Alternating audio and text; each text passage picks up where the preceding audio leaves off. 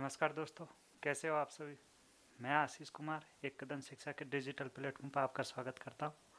और पिछली कक्षाओं के अंदर हम जो अध्ययन कर रहे थे बाल विकास के बारे में, उसी कड़ी को आगे बढ़ाते हुए जो भी नेक्स्ट टॉपिक आने वाला है उसके बारे में बात करेंगे।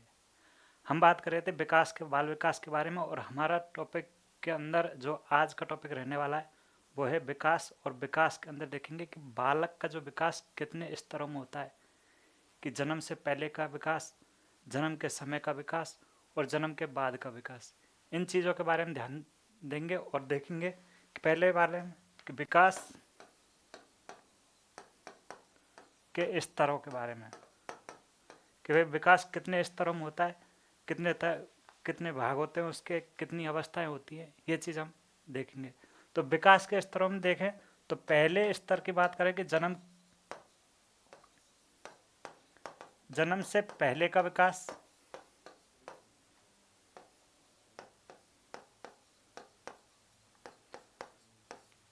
दूसरे स्तर की बात करें कि जन्म के समय का विकास,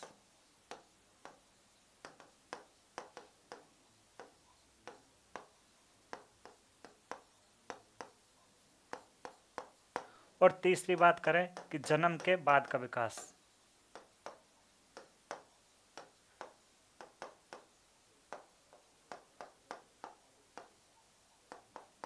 पहला हो जाएगा जन्म से पहले का विकास, दूसरा जन्म के समय का विकास, और तीसरा हो जाएगा अपने जन्म के बाद का विकास। तो इसमें सबसे पहले बातचीत करने वाले हैं हम जन्म के समय से पहले का विकास।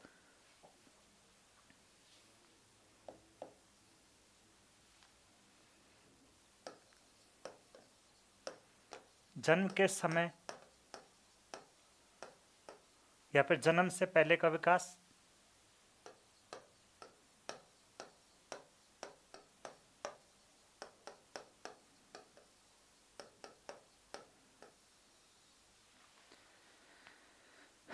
बालक का जो जन्म होता है ये एक संपूर्ण प्रक्रिया के दौरान होता है। और देखा जाए कि बालक के मतलब 9 कैलेंडर मास, जैसे कि जनवरी, फरवरी, मार्च हुआ, इसके अंदर वो 9 महीने के बाद होता है।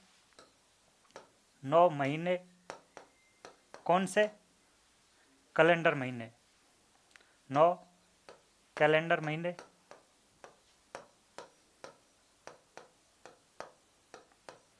इसमें जनवरी फरवरी देख सकते हैं, जनवरी फरवरी।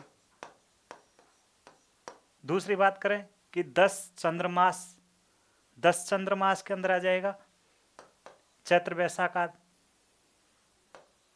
10 चंद्रमास।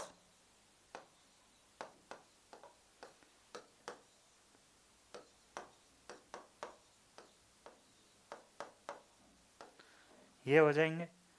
और देखें दिनों के अंदर, देखें कि बालक का जन्म कितने दिनों के अंदर होता है, वो देखेंगे 280 दिनों के अंदर। बालक का जन्म 280 दिनों में, ठीक है। उसके बाद में कुछ असामान्य परिस्थितियां उत्पन्न होती है जिसमें बालक पहले भी जन्म ले सकता है और कुछ समय जन्म के लिए ले भी सकता है। तो वो चीज देखेंगे असामान्य स्थिति के अंदर।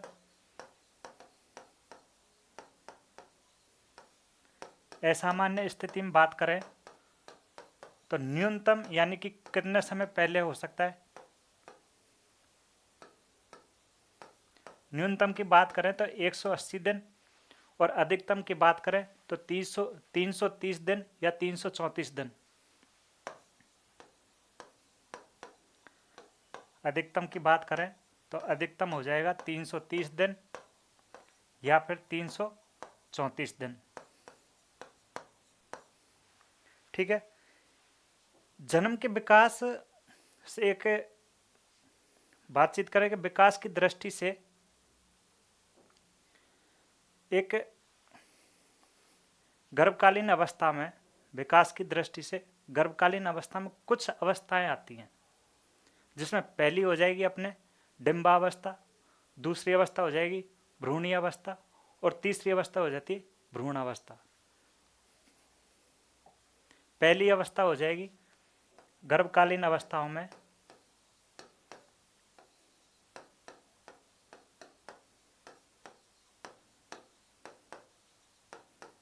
गर्भकालीन अवस्थाओं में विकास कुछ अवस्थाओं में होता है, जिसमें पहली अवस्था हो जाएगी अपने डिंबावस्था,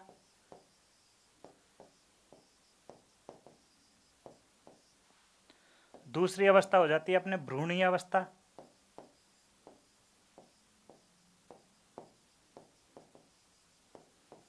और तीसरी अवस्था हो जाती है अपने भ्रूण की अवस्था।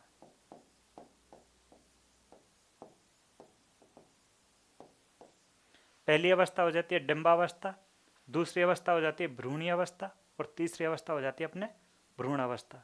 इसमें सबसे पहले बात करें डिंबावस्था की, तो एक तो इसका अन्य नाम के बारे में बातचीत करें तो इसका अन्य नाम हो जाएगा बीजारोपण अवस्था। और ये इस अवस्था का काल कितना होता है, तो इस अवस्था का काल होता है 0 से 14 या 15 दिन, या फिर कह सकते हैं 2 सप्ताह। डिंबावस्था के अंदर समय तो हो जाएगा 0 से, जन्म से पहले की बात चल रही है, जब बीजारोपण होता है उस समय की, तो इस अवस्था का काल हो जाएगा 0 से 14 दिन या 15 दिन, और कह सकते हैं 2 सप्ताह तक का। पहली बात करें डिंबावस्था की,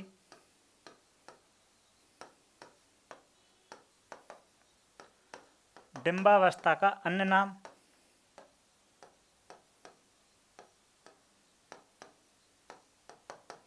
अन्य नाम हो जाएगा बीजारोपण अवस्था।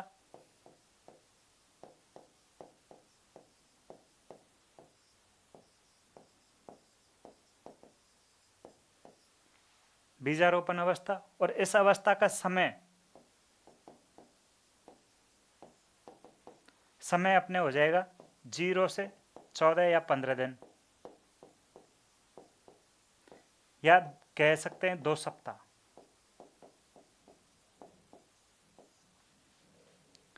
ठीक है। इस अवस्था के अंदर क्या होता है कि जो जीव होता है वो एक अंडे की शक्ल का होता है। जो जीव होता है वो एक अंडे की शक्ल का होता है, जिसे हम युक्ता कहते हैं। जो जीव होगा वो अंडे की शक्ल का होगा, और उस अंडे की जो शक्ल है उसे अपन युक्ता कहते हैं। सबसे पहले निषेचन की क्रिया के अंदर पिता के शुक्राणु माता के गर्भाशय के अंदर प्रवेश करके अंडाणु के अंदर प्रवेश करते हैं, और अंडाणु के अंदर प्रवेश करने के बाद दोनों मिलकर के एक आकृति बनाते हैं, जिसे हम क्या कहते हैं, युक्ता कहते हैं। क्या कहा कि पिता के शुक्राणु माता के अंडाणु के अंदर प्रवेश करते हैं, प्रवेश करने के बाद दोनों मिलकर के एक आकृति बनाते हैं, जिसे हम क्या कहते हैं, युक्ता कहते हैं। और एक कोश की जो युक्ता कहते हैं, और ये जो युक्ता है इसे अपन संयुक्त जाइगोट भी कह सकते हैं। ये एक कोश की होता है, और इसे एक कोश के अंडा जो जीव है इसके चारों ओर अंडाणु अपना खोल बना लेता है, आवरण बना लेता है, जिसके अंदर एक पदार्थ स्रावित होता रहता है, और उस पदार्थ को अपन कहते हैं योग। ये जो पदार्थ है वो उस जीव के लिए पोषक का काम करता है। जैसे जैसे जीव पोषक प्राप्त करता जाएगा वो अपनी कोशिकाओं के अंदर वृद्धि करता जाता है। ठीक है। और उसकी एक कोशिकीय से धीरे धीरे 2, 4, 8 मतलब दुगने क्रम में होकर के 32 कोशिकीय वो बना लेगा, और उसके बाद में 14 या 15 दिन के बाद में वो अंडा फूट जाता है और बालक गर्भ के अंदर आ जाता है। ये अपने डिंबावस्था की बात हो जाती है। क्या बताया, बीजारोपण में जो एक जीव होता है, जीव अंडे की शक्ल का होता है, अंडे की शक्ल का होता है।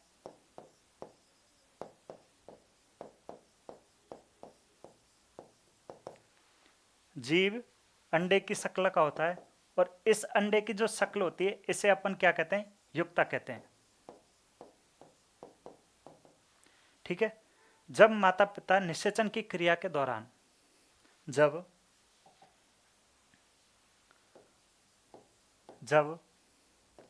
निषेचन की क्रिया के दौरान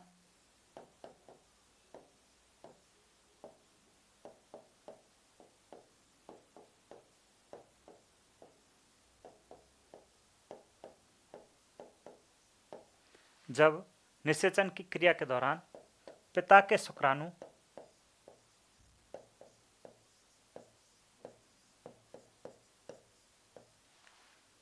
माता के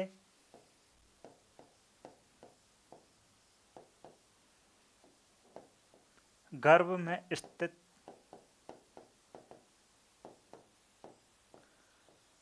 अंडाणु में प्रवेश करते हैं,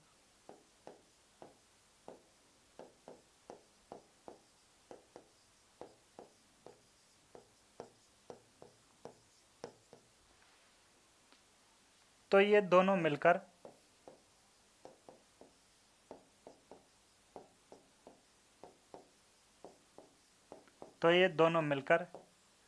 एक युक्ता या फिर एक आकृति बनाते हैं जिसे हम युक्ता कहते हैं।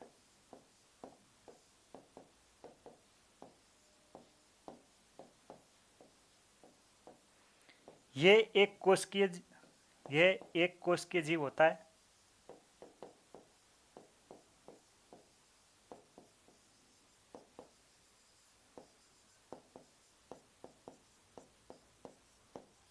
ये एक कोशिकीय जीव होता है जिसे अपन संयुक्त कोष या जाइगोट भी कह सकते हैं, जिसे हम संयुक्त कोष या जाइगोट भी कह सकते हैं।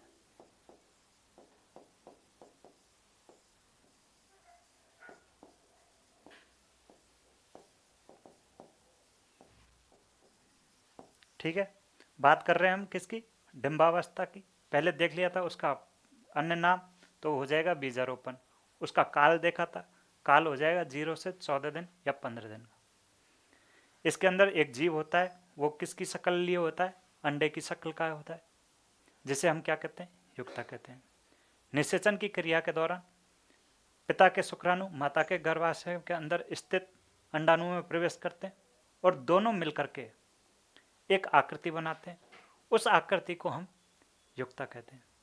ये एक कोशिकीय होते हैं जिसे हम संयुक्त कोष या जाइगोट भी कह सकते हैं। उसके बाद में बात करें कि जो ये संयुक्त कोष या जाइगोट युक्ता था,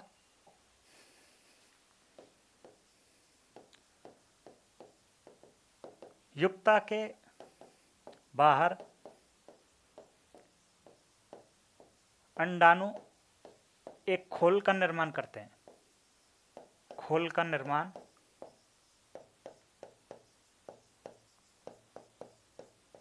खोल या आवरण बोल सकते हैं।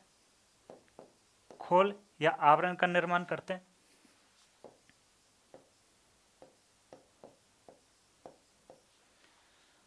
और इस जो जीव है जिसके चारों ओर अंडे के द्वारा आवरण का निर्माण किया गया, उसके चारों ओर एक पदार्थ स्रावित होता रहता है। इस खोल का निर्माण करते हैं और उसके चारों ओर एक पदार्थ स्रावित होता रहता है।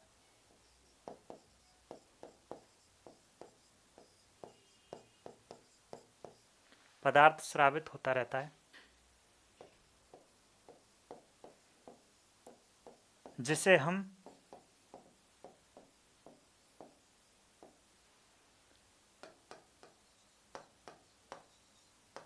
योग कहते हैं।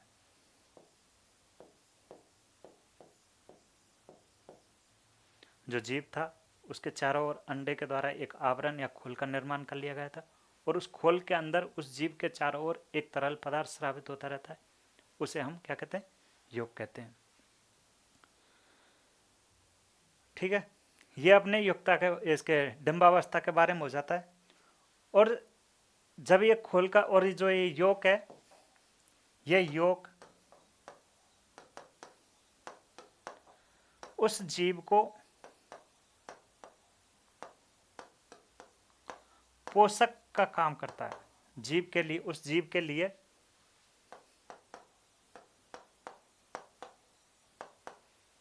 के लिए पोषक का काम करता है।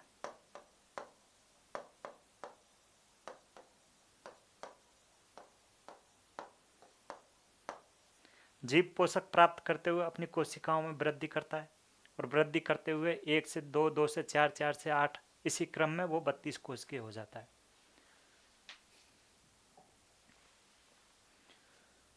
पोषक प्राप्त करने के बाद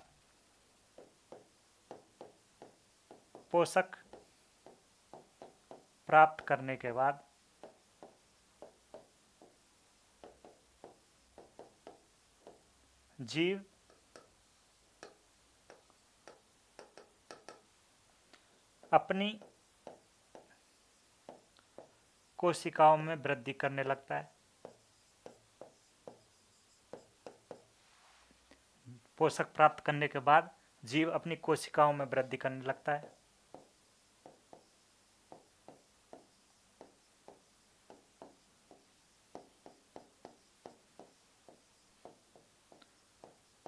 और 32 कोशिकीय होने के बाद 32 कोशिकीय होने के बाद 15 या 16 दिन बाद 15 या 16 दिन बाद अंडा फूट जाता है। ठीक है, ये चीज अपने डिंबावस्था के बारे में मैंने क्या बताया, एक चित्र के द्वारा देख लेते हैं कि भाई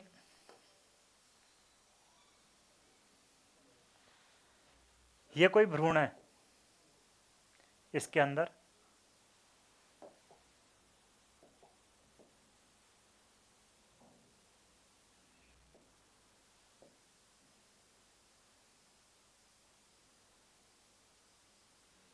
ये अपने एक भ्रूण है और इस भ्रूण के चारों ओर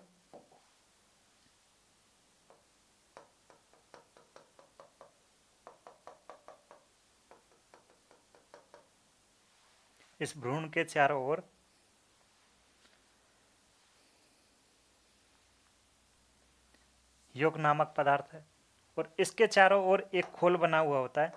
इस भ्रूण के यौग पदार्थ के चारों ओर खोल बना हुआ होता है। ये तो हो जाएगा अपने अंडा, ये अपने है भ्रूण। ठीक है, और ये जो पदार्थ स्रावित हो रहा था जिससे कि ये भ्रूण या जो जीव है, ये जो पोषक के लिए पोषक ले रहा था, वो अपने हो जाएगा यौग। ये जो अंडा है ये 15-16 दिन बाद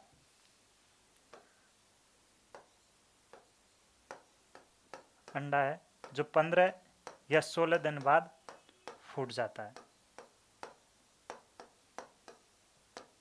ये अपने हो जाती है डिंबावस्था। उसके बाद में दूसरी अवस्था आती है भ्रूणीय अवस्था। ठीक है, इस भ्रूणीय अवस्था में क्या होता है, पहले तो देखें इसके काल कब होता है। भ्रूणीय अवस्था 15 से या 16 दिन कह दो, या 2 सप्ताह से 2 महीने तक चलती रहती है। और इसके अंदर क्या होता है कि जो ये भ्रूण है, जो अंडा ये फूटा है, वो माता की अंडवाहिनी के जो कि द्वार होता है उसके समीप आकर के स्थित हो जाता है गर्भाशय के अंदर। यहाँ आने के बाद में 14-15 दिन के बाद जो भी अंडा है, जो भी जीव है, जो भी एक कोश की जीव था, वो क्या होता है कि अंडवाहिनी के द्वार के समीप में आकर के स्थित हो जाता है और एक गुच्छानुमा जो कि कोशिकाओं का बना हुआ था वो गुच्छा बना लेता है। उस गुच्छेनुमा जो आकृति बनाता है उसको अपन कहते हैं मोरूला। ठीक है, जो आकृति गुच्छे के रूप में बनाता है उसको अपन कहते हैं मोरूला। और जो ये मोरूला है जो है ये अपने अलग अलग परतों से अलग अलग भिन्न भिन्न अंग बनाती है। जो भी हमारे शरीर के अंदर जो भी अंग बन रहे हैं वो अपनी अलग अलग परतों से अलग अलग अंग बनाना प्रारंभ कर देती। कहने का मतलब ये कि भ्रूणीय अवस्था के अंदर ही जितने भी अपने शरीर के अंग बनते हैं वो सारे के सारे भ्रूणीय अवस्था में बनते हैं। और किसके द्वारा बनाए जाते हैं, वो अपने हो जाएगा मोरूला के द्वारा बनाया जाता है। यदि पूछ लिया जाए कि शरीर के अंगों का निर्माण किस अवस्था के अंदर होता है, तो वो हो जाएगा भ्रूणीय अवस्था के अंदर। ठीक है। दूसरी अवस्था हम बात करें कि भ्रूणीय अवस्था।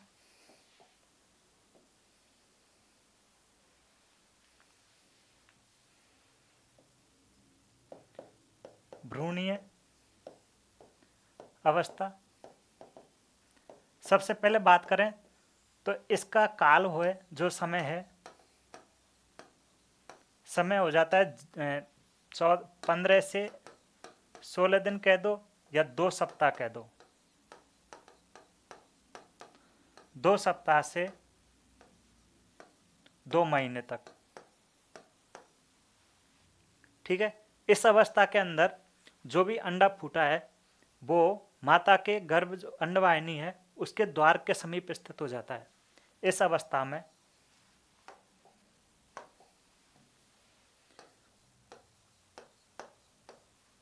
अवस्था में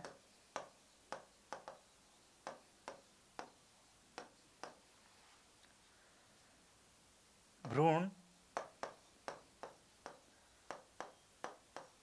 माता की अंडवाहिनी के द्वार के समीप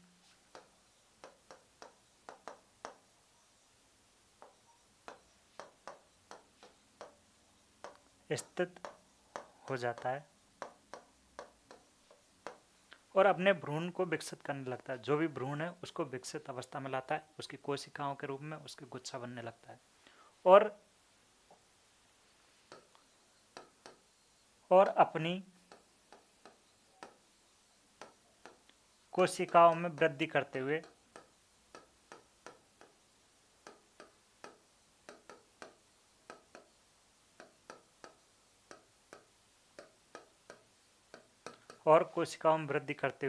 कोशिकाओं का एक गुच्छा बना लेता है। कोशिकाओं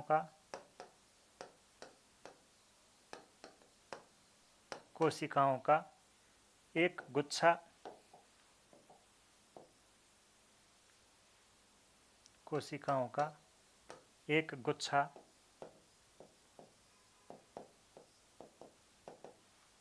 बना लेता है।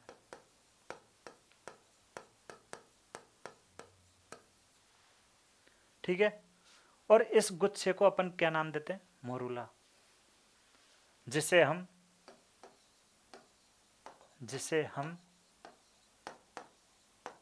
मोरूला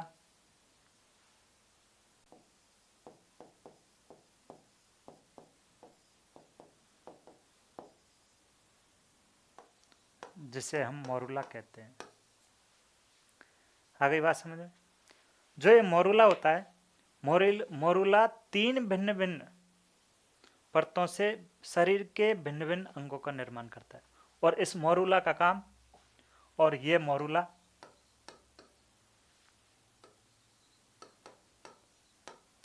मोरूला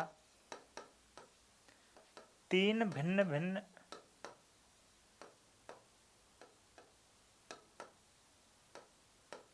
परतों से शरीर के भिन्न भिन्न अंगों का निर्माण करता है। शरीर के भिन्न भिन्न अंगों का निर्माण करता है। अब बात करें कि पहले तो ये कि 3 भिन्न भिन्न परतें कौन सी हैं, तो जिसमें पहली तो आ जाएगी एक्टोडर्म, दूसरी परत आ जाएगी मीसोडर्म और तीसरी आ जाएगी एंडोडर्म। 3 परतें कौन कौन सी हैं? तो एक तो हो जाएगी सबसे पहले, यही इनका क्रम होने वाला है बाहर से अंदर की ओर। पहला है एक्टोडर्म, दूसरा मीसोडर्म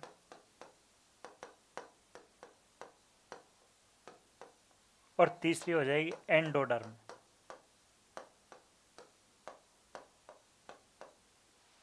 पहली हो जाएगी एक्टोडर्म, दूसरी हो जाएगी मीसोडर्म और तीसरी हो जाएगी एंडोडर्म। बात करें सबसे पहले एक्टोडर्म की।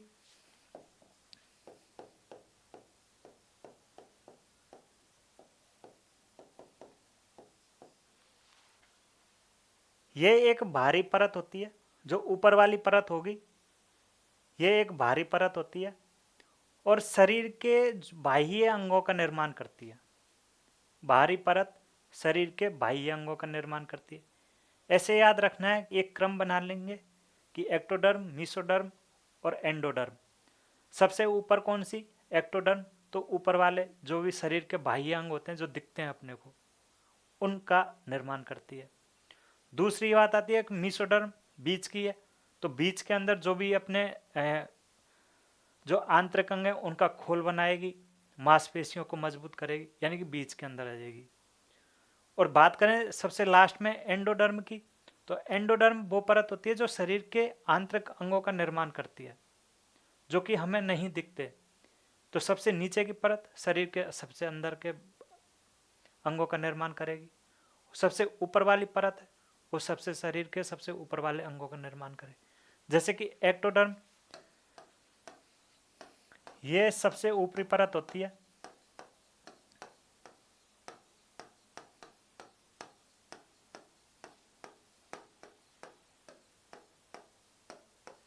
और ये शरीर के बाह्य अंगों का निर्माण करती है, और ये शरीर के बाह्य अंगों का निर्माण करती है।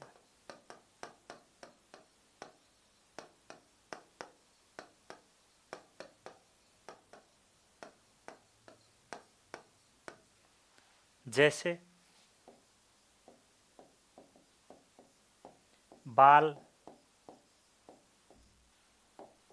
जैसे बाल हुआ, नाखून, त्वचा ग्रंथि, त्वचा आदि। ये सारे सारे शरीर के बाह्य अंग होते हैं जो अपने को दिखते हैं, अपनी आंखों से दिखते हैं। उन सारे सबका निर्माण क्या करती है? एक्टोडर्म। उसके बाद में बात करें मीसोडर्म की, दूसरी परत हो जाती है मीसोडर्म।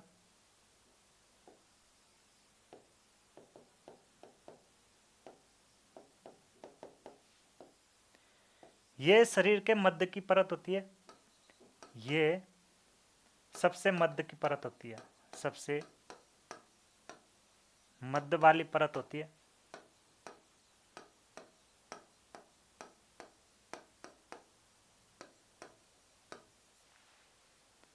ये किन किन का निर्माण करती है? ये मांसपेशियों का निर्माण करती है।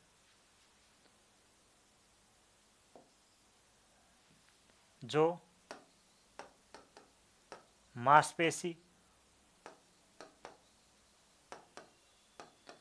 जो मांसपेशी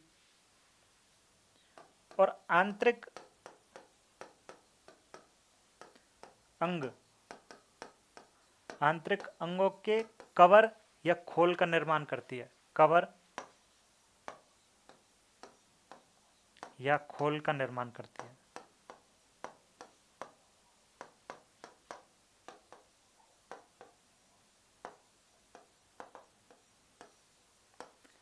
बीच की परत होती है और मांसपेशी और उसके आंतरिक जो भी अंग हैं उनके खोल का निर्माण करेगी।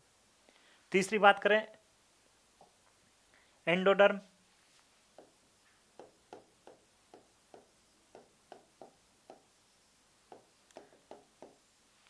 ये सबसे निचली परत होती है या आंतरिक परत होती है। ये सबसे नीचे वाली परत होती है।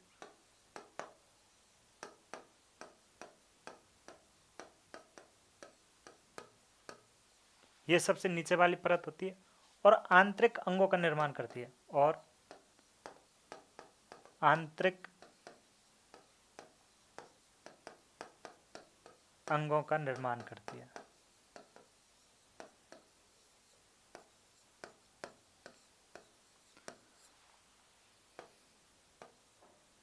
ठीक है। अब ये आंतरिक अंग कौन कौन से हैं? जैसे कि लीवर, लीवर, किडनी, फेफड़े, लीवर, किडनी, फेफड़े, ये सारे सब आमाशय आदि, जो अपने को नग्न आंखों से नहीं देख सकते। नग्न आंखों से देख सकते हैं लेकिन अपनी आंखों से इनको नहीं देखा जा सकता, वो अपने आंतरिक अंग आ जाएंगे। आज हमने देखा विकास के क्रम के बारे में, उसके जन्म से पहले की जो भी अवस्था थी। अगर इस क्लास से संबंधित कोई भी चीज़ हो, कोई भी परेशानी हो तो आप कमेंट में लिख देना, और मिलते हैं नेक्स्ट क्लास के अंदर। जब तक के लिए नमस्कार।